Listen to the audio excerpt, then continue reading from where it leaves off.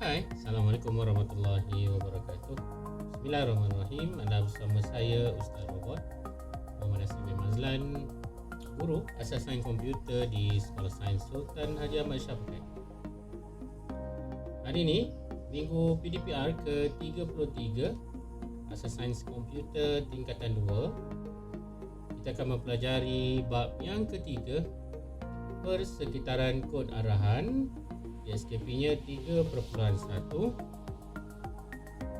Semoga perkongsian pada hari ini akan memberi manfaat kepada anak-anak pelajar di mana sahaja berada, insya-Allah. Kod arahan ialah satu arahan yang ditulis dalam bahasa komputer untuk mengarahkan komputer melaksanakan sesuatu tugasan. Satu set kod arahan yang disebut segmen kod digunakan untuk membina satu atau cara bagi menyelesaikan masalah. Bahasa komputer terdiri daripada bahasa pengatur caraan digunakan oleh pengatur cara bagi menulis kod arahan. Bahasa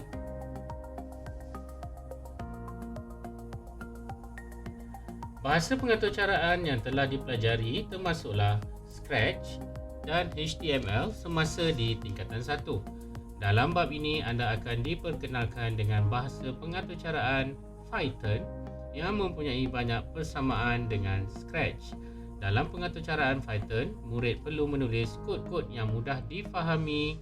Persekitaran kod arahan merujuk kepada persediaan terhadap peralatan dan perisian yang diperlukan untuk menulis kod arahan. Oleh yang demikian, persekitaran kod arahan merujuk kepada perkakasan komputer,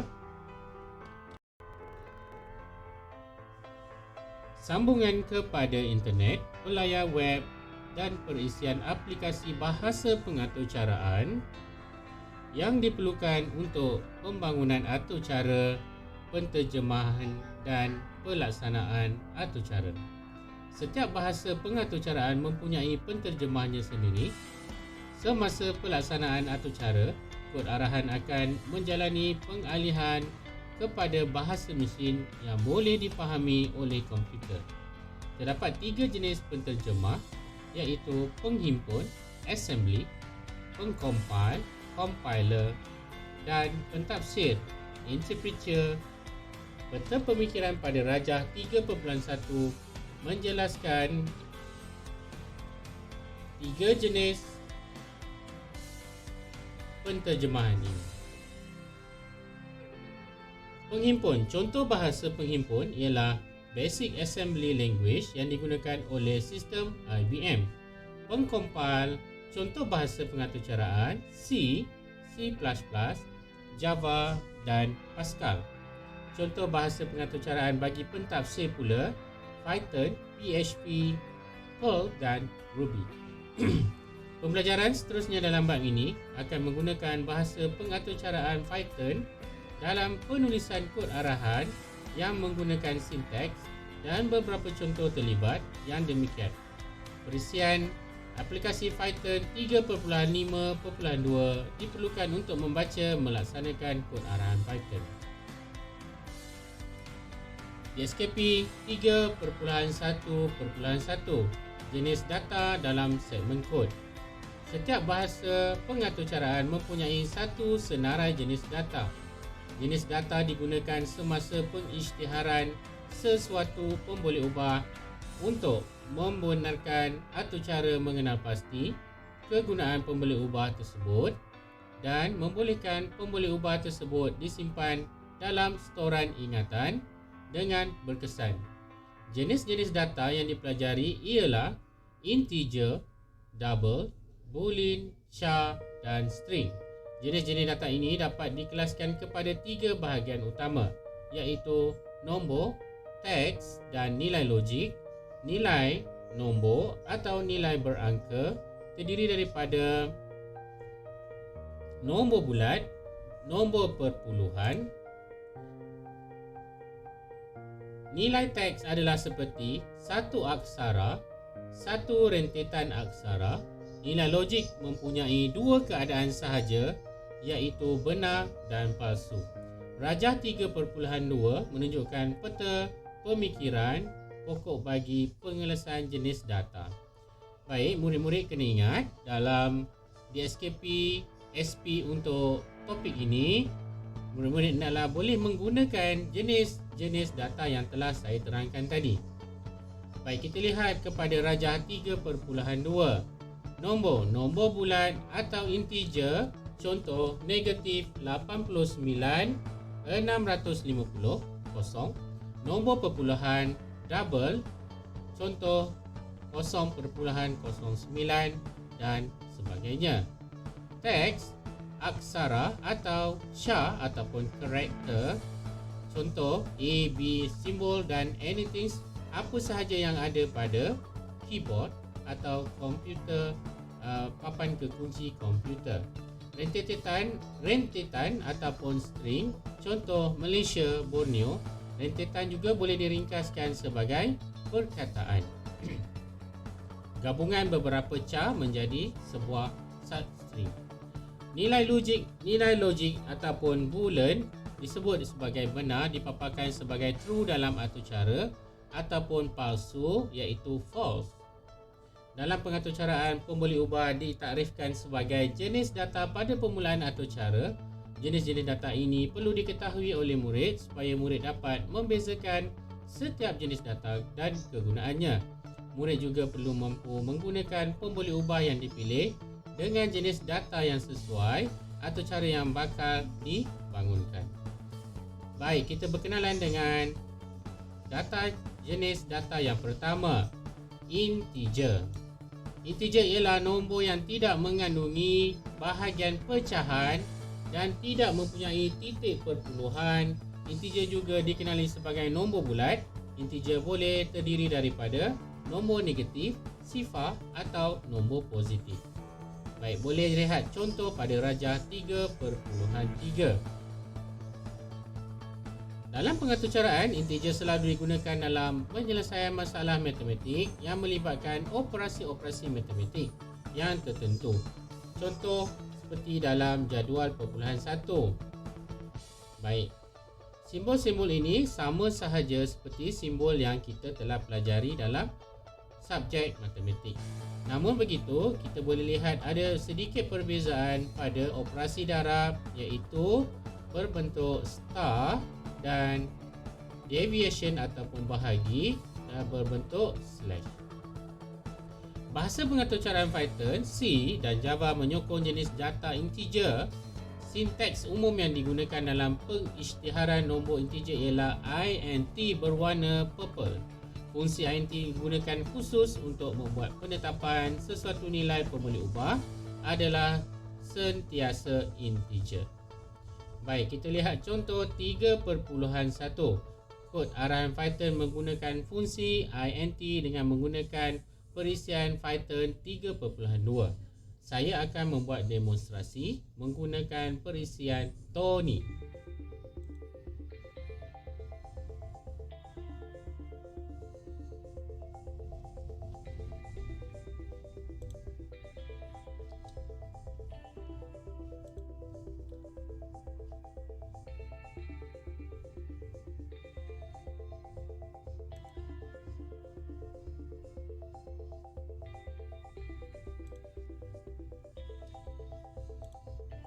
Baik, bagi perisian Tony di bahagian atas merupakan ruangan pengekodan. Ruangan pengekodan ini adalah untuk mencipta sebuah satu atur cara lengkap dan boleh diaplikasi atau dijanakan dengan menggunakan butang run. Tetapi untuk kita membuat direct coding, kita akan menggunakan di ruangan shell di bahagian bawah. Okey, saya besarkan sedikit supaya pelajar boleh nampak.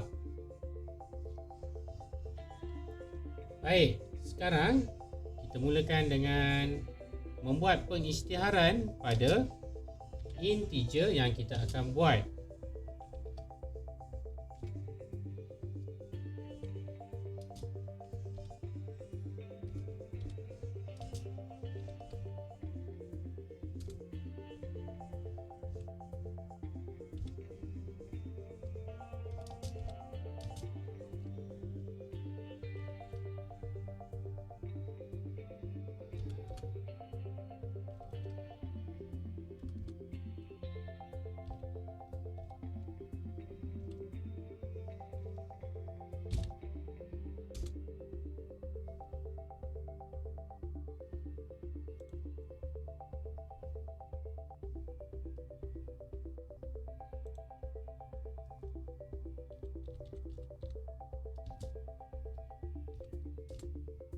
Okey, kalau dilihat pada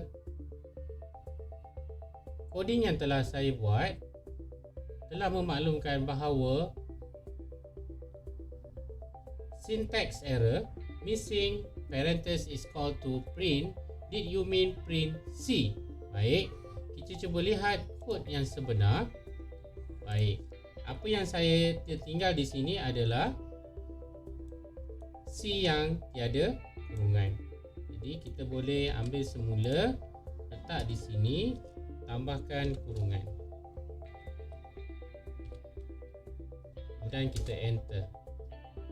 Baik, Python telah mengirakan hasil output daripada pengiraan int yang telah kita buat tadi. Okey, itu adalah contoh untuk int.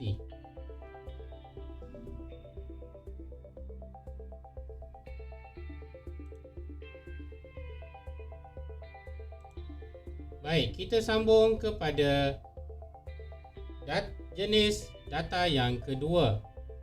Data jenis yang kedua disebut sebagai double. Double juga sejenis data yang mewakili nombor. Perbezaan antara double dan integer ialah nombor yang diwakili oleh double ialah nombor yang mengandungi bahagian pecahan, iaitu nombor yang mempunyai titik perpuluhan. Double boleh terdiri daripada nombor negatif dan nombor positif yang bertitik perpuluhan. Ini membolehkan kod arahan membuat pengiraan yang lebih jitu semasa membuat pengiraan wang ataupun menyelesaikan masalah matematik yang kompleks. Baik, saya tinggalkan ruangan di bawah ini. Cuma perkara yang penting untuk kita pelajari adalah selain daripada disebut sebagai double, float juga. Bagi Python kita menggunakan istilah float untuk mewakili nombor-nombor yang mempunyai titik perpuluhan. Baik, mari kita cuba kod yang kedua.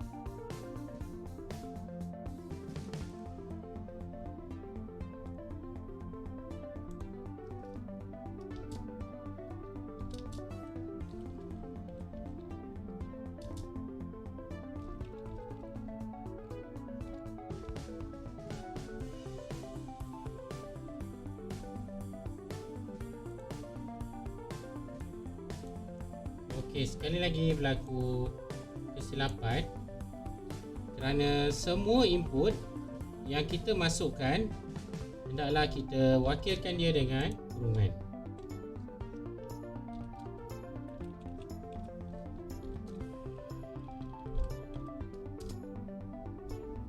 Okey, sekali lagi dia kata invalid syntax. So saya nak lihat coding yang sebenar.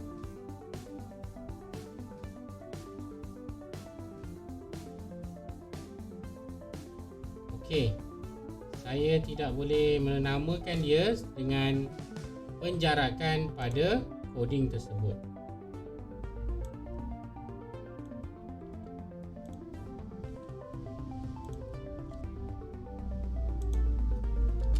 Okey, seperti ini.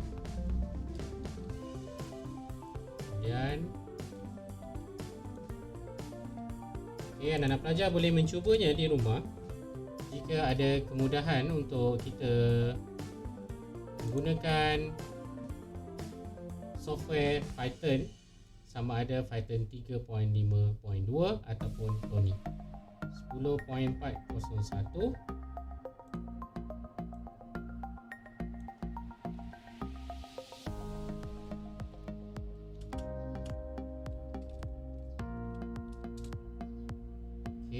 Kemudian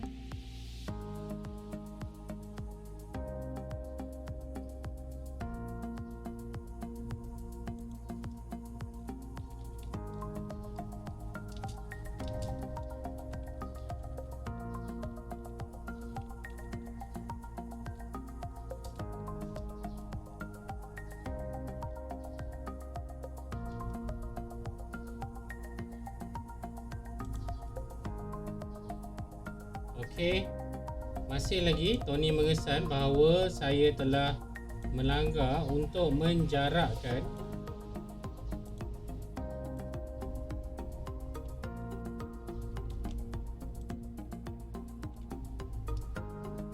okey, kat sini kesilapan saya adalah operasi. Okey, kemudian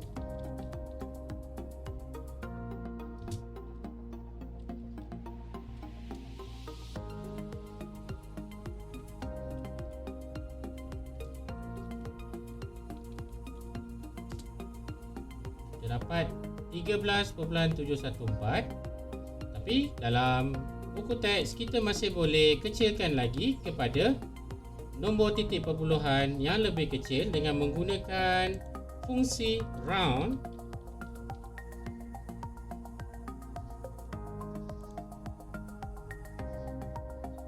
Dengan meletakkan norm 3,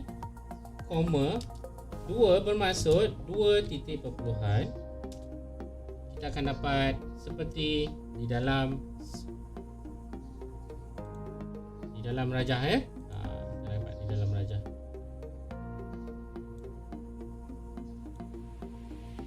Okey, so selesai dua jenis data yang saya ingin tunjukkan pada petang ini.